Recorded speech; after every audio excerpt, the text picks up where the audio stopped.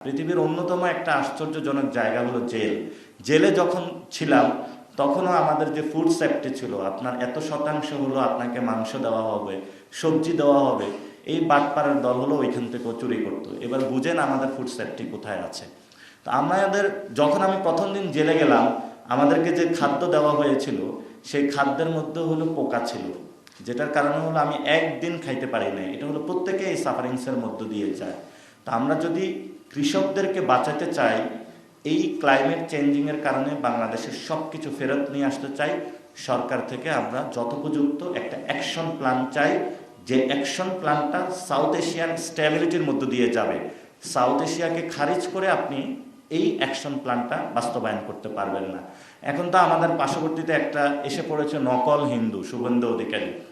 এই নকল হিন্দু এবং এই নকল বাঙালি এবং ভারত উপমহাদেশের যে রাজনীতি রয়েছে, দীর্ঘদিন সম্প্রীতির রাজনীতি, এটার জন্য হুমকি।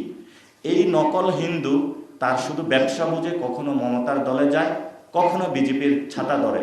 একটা সময়ে মোদি বিখ্যাত বক্তব্য দিয়েছিলেন যে শুভেন্দু অধিকারী হলো একটা ঘুষখোর, চোর, বাটপার, চিটার। উনি হলো তার দেখিয়েছিলেন, সেই ঘুষ নিয়ে সরাসরি ধরা খেয়েছিল। আসামের যে মুখ্যমন্ত্রী হচ্ছে সেটাও একটা বাটপার টাইপের লোক, ঘুষ নিয়ে জনগণের সম্মুখে সরাসরি ধরা খেয়েছিল। তো এইসব নকল হিন্দু, নকল বাঙালি দক্ষিণ এশিয়াতে বাংলাদেশের বর্ডারে নতুন করে একটা দাঙ্গা লাগাতে চাই। আমাদের থেকে স্পষ্ট কথা, এনসিপি থেকে এবং বাংলাদেশের জনগণের পক্ষ থেকে আমরা দক্ষিণ এশিয়াতে আর কোনো দাঙ্গা লাগতে দেব না। এবং তারা যদি উস্কানিমূলক কোনো কিছু বার্তা দেয়, সরকারের কাছে আমাদের আবেদন থাকবে, সরকার যাতে তার সেই অতীত রাজনীতি চিন্তা করে। যেই কারণে লং মার্চ দিয়েছিলেন, সেই আমাদের ইলিয়াস আলীকে গুম করে দেওয়া হয়েছিল। সরকারের যারা সংসদ সদস্য আছেন এবং বিএনপির যারা রয়েছেন, তারা ইলিয়াস আলীর কাহিনী মনে করে এখন লং মার্চেরও চিন্তা করে না, ভারতের সামনে হলো বিড়ালের মতন ম্যাও ম্যাও তারা করে। এটা সবচেয়ে আমাদের বড় ক্রাইসিসটা হলো, যখনই বাংলাদেশে কোনো ইলেকশন হয়, ইলেকশনের আগে একটা নেগোসিয়েশন হয়। সেই নেগোসিয়েশনের সাথে ভারতের সামনে গিয়ে হলো সবাই হলো নিজের হলো মেরুদণ্ডটা বিক্রি করে আসে। আর কৃষি ব্যবস্থা নতুন একটা জায়গা তো আপনারা দেখেন যে হলো আমাদের গরুর উৎপাদন। সীমান্তে গতকালকে আমি গিয়েছিলাম, সেখানে হলো যাওয়ার পথে হলো পুলিশ আমাকে ঢুকতে দিবে না। আরে ভাই, আমি তো বাংলাদেশের মধ্যে যেতে চাই। বাংলাদেশের মধ্যে যদি আমি যেতে না পারি, তাহলে এটা বাংলাদেশে যারা সরকার আছে তাদের জন্য একটি লজ্জার একটি বিষয়। তারা ভয় পায় যে সীমান্ত গেলে কোনো উত্তেজনা সৃষ্টি হবে। তো সীমান্তে আমি প্রান্তিক লেভেলে গিয়ে দেখলাম সেই মানুষগুলোর ফুড সেফটি নাই, তাদের যে কৃষি ব্যবস্থা সেটা নিরাপত্তা নেই। এবং বড় যে হত্যাকাণ্ডগুলো হয়ে থাকে, সেখানে আপনারা দেখবেন যে কৃষকের জমিতে সে গিয়ে চাষ করতে পারে না, ধান উৎপাদন করতে পারে না, পেঁয়াজ উৎপাদন করতে পারে না। বাংলাদেশের ভূমি, সেখানে উৎপাদনের হলো কৃষক বঞ্চিত হচ্ছে। তো গতকালকে একটি ঘটনা দেখে আমরা আশান্বিত হয়েছি। এক বিএসএফ সদস্য বাংলাদেশে হলো গরু চুরি করতে এসেছে, তাকে হলো গ্রামবাসী ঐক্যবদ্ধ হলো ধাওয়া দিয়েছে।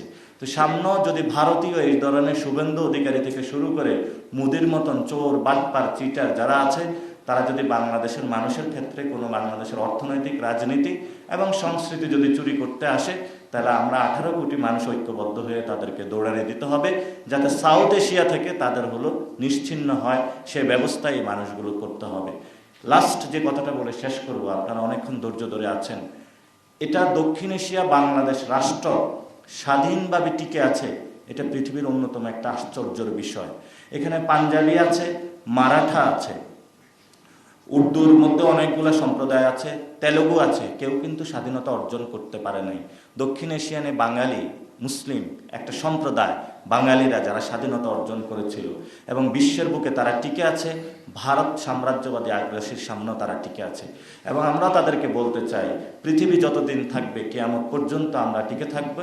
বাংলাদেশের 18 কোটি মানুষ, আমরা দরকার হয় না খেয়ে থাকবো, কিন্তু তোমাদের সামনে কখনোই আমরা মাথা নত করব না।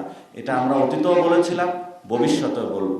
এবং আশা করি সরকার বাংলাদেশের এই পালস, মানুষের যে জীবনের যে চাহিদা, আকাঙ্ক্ষা, সেটা বুঝেই রাজনীতির দিকে আগাবে। এবং তাদের যে মার্কা হাওড়ের মধ্যে পানির নিচে তলিয়ে গিয়েছে, সে মার্কা তারা উদ্ধার করে কৃষকদেরকে মুক্তি দিবে।